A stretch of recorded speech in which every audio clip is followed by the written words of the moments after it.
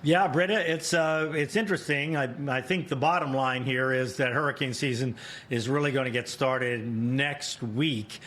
This week, systems are still weak, and so the forecasts are going to be kind of all over the place. But all indications are that the overall weather pattern next week is going to really kick in, and the systems we're going to talk about today may very well be involved in that. Okay, first of all, here's the one the National Hurricane Center is tracking. It's this broad disturbance out here that moved off Africa on Monday, and the idea is that it turns north in some fashion and up in this area. It has a 50% chance of becoming at least a depression. This, you see here, these low clouds, that's an indication of lots of dry air and dust, which we'll see in the model in a moment. And the big question here is how strong does it get in here, and does it get picked up and to make a kind of a sharp turn, or is it a much shallower turn off this way? In any case, it would still be in their development area. So let's look at this on the satellite, and here what we see with the analysis of the winds from the model is kind of a broad circulation in there, and you can see that there's no unified cloud structure at this point. So when you start with something this broad and kind of disorganized, then the forecasts are very uncertain moving forward, because until we actually get an organized system, there's nothing really to latch on to make a forecast about. And then back behind it, we're actually going to track two systems here, because the models have been very excited, some of them about the second system and some about the first system, about both of them having the potential of turning into hurricanes eventually. So we're just going to track and see what the models are showing right now, and as you'll see, there's a lot of possibilities. So again, this is all going to take a long time. We're going to look at a week ahead, and it's still not really going to be affecting land or anything by that time. So this is the beginning of a long go with these models. Okay, here we go, looking at what the computers say here. And this is the European model. Well, look at this one back here. You can see there's a little bit of circulation there, but it's generally the moisture that we're going to follow. Here, there's plenty of moisture out over the Atlantic, but look up here at the dry air. Big batch of Saharan dust and dry air there. And this is obviously the Sahara Desert up in here, so north of the tropical belt.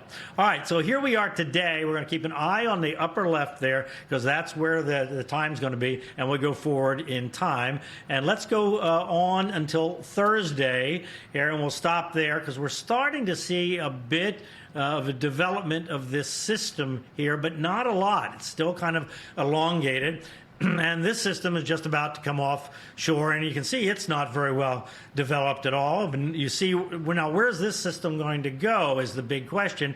If it turns north, it's turning up into this dry air here. In other words, is this kind of this dip? There's kind of a dip in the steering back in here. But here's the thing, is that when systems are weak, the steering is at lower levels of the atmosphere. If they develop tall thunderstorms, then the steering goes to higher levels in the atmosphere. So exactly how much this develops has a lot to do with whether it turns to the north, or does it go farther west in this flow here and stay on a more westerly track? And boy, is there divergence in the computer forecasts about that fact. It's kind of a fork in the road coming up here about Thursday. Okay, now let's see what the European model says. It says, okay, there's going to be enough thunderstorms that'll get pulled north by that dip. And here we have just a little batch of moisture in amongst lots of dry air. And here comes this one developing, showing more development here on this computer forecast. All right, forward we go, and you see that the European, as we go now a week from today, actually shows something that looks like maybe it's a depression trying to form way north, no effect on anybody, and then here comes this one along staying way south, and this is going to be an issue when systems are down here. If they can keep going, if the dry air doesn't completely knock it out, then we'll see what happens downstream. Okay, so this is where we are. It is where we're going to stop a week from today. And I want to show you this crazy looking thing, but I'm going to kind of sort this out for you. First of all, before we get to talking about exactly what that system we were talking about, let's go back and talk about what we were talking about earlier. And we remember the Gulf. I said that some possibility. Look, some models are actually producing a low pressure system, and in this case, the L means low pressure.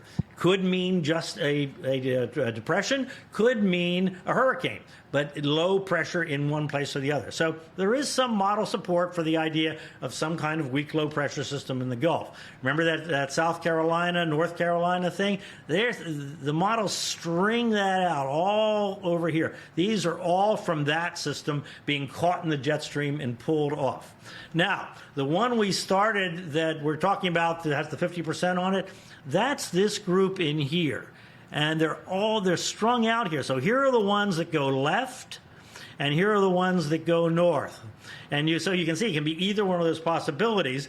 And so we're not going to know until we see this fork in the road later on in the week. And then we have down here all these that stay to the south for the second system. So guys, there's a lot here. The bottom line is the important one is that first one, the 50% one, and we'll see where it goes when we get to this point. Looks like about Thursday to Friday is going to tell us a lot more about whether this is going to go north and be nothing or potentially be something next week. All right, we'll wait for Thursday or Friday. We've got one more question to squeeze in for you, Bryan. Colorado State, their final update to their Atlantic hurricane seasonal outlook is set for tomorrow. So last month, forecasters, they dropped that number of storms by just one. So it's 16 named storms, 8 hurricanes, 3 majors. I am not going to ask you to predict a prediction, but given this state of Atlantic or this soon uptick that you're talking about this morning, this would be on par for the season. Yeah, I mean, if I had to guess, I would say, I'll make a guess, that Phil Klatzbach and the team are going to increase the number of named storms by 1, but keep the hurricanes and the Category 3 and above hurricanes at the same numbers, just because we've had these, the Dexters, and we might even get another named storm in the North Atlantic out of this thing that affects the Carolinas and moves on out to sea. So when you get those kind of storms, it pumps up the letters, but it doesn't really affect what's going on in the tropics, which are still controlled by the water temperatures and the El Nino, La Nina, and so forth, and that doesn't seem to be changing. Okay. All right. Well, you see how I manipulated Bryan. I wasn't going to ask him, but of course he answers the question. Thank you for obliging. Yes, and it was great insight. We'll see what they do. We'll see tomorrow. Yeah. Yeah, we will, and we'll bring it to you here on Fox Weather when that announcement is made. Fox Weather hurricane specialist Bryan Norcross for us. Bryan, really appreciate it. Thank you.